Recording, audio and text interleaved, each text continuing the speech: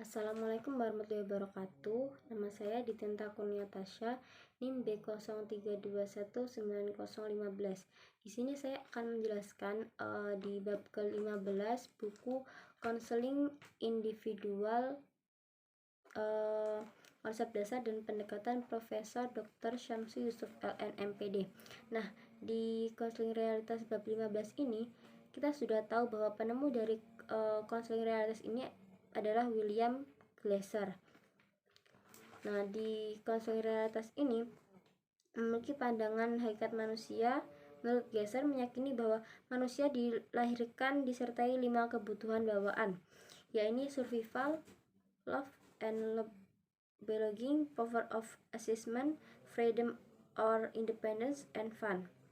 Glasser menyatakan bahwa kebutuhan to love and to belong merupakan kebutuhan dasar, sebab manusia perlu memenuhi kebutuhan orang lain. Kemudian karakteristik konseling realitas. Karakteristik konseling realitas dipengaruhi oleh beberapa hal seperti identitas yang sukses. Kemudian konseling realitas mendorong klien untuk mengevaluasi tingkah lakunya. Glasser berpendapat bahwa manusia berada dalam kontrol kesehatan mentalnya.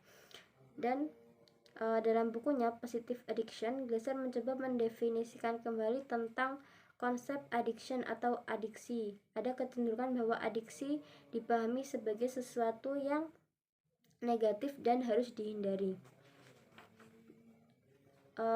Selanjutnya, proses konseling. Proses konseling pada hakikatnya merupakan proses pendidikan. Nah, di sini klien belajar menerapkan teori pilihan untuk meraih kehidupan yang efektif. Konseling realitas menyatakan bahwa hubungan konseling yang positif dapat mengembangkan efikasi dalam proses konseling.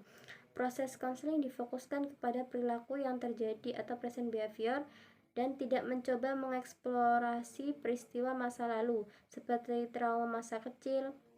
Juga tidak mengakui gangguan mental atau mental disorder, karena itu menggambarkan label-label yang menyakitkan.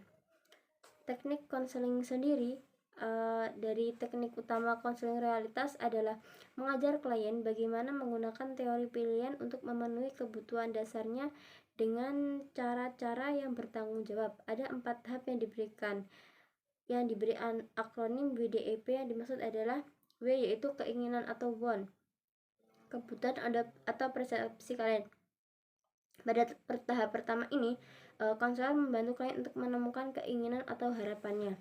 Kemudian D yaitu direction atau doing, apa yang klien kerjakan atau lakukan untuk meraih yang diinginkannya. Yang ketiga E yaitu evaluasi diri atau self evaluation. Tahap ini merupakan konsep utama dalam konseling realitas. Nah, evaluasi diri dapat membantu klien dalam menganalisis dirinya dalam menjawab apa yang sudah dievaluasi dalam dirinya. Kemudian P yaitu perencanaan atau planning. Tahap terakhir ini membantu klien merencanakan perubahan-perubahan berarti untuk memenuhi kebutuhannya yang lebih efektif. Kemudian fungsi dan peranan konselor. Konselor berperan sebagai guru dan klien sebagai siswa. Konselor mengajar klien agar dapat mengevaluasi diri dengan mengajukan pertanyaan. Apakah kegiatan yang Anda lakukan telah menunjang tercapainya keinginan atau kebutuhan Anda? Kemudian menantang klien untuk menguji dan mengevaluasi tingkah lakunya sendiri. Yang terakhir, yaitu hubungan antara konselor dan klien. Untuk menciptakan iklim konselor yang mendorong klien terlibat, maka konselor perlu menampilkan kualitas pribadi yang hangat, kongruen, dan memahami serta respek terhadap klien serta terbuka. Sekian penjelasan dari saya tentang bab ke-15 konseling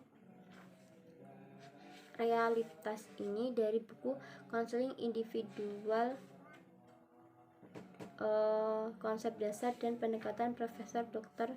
Syamsu Yusuf LN MPD.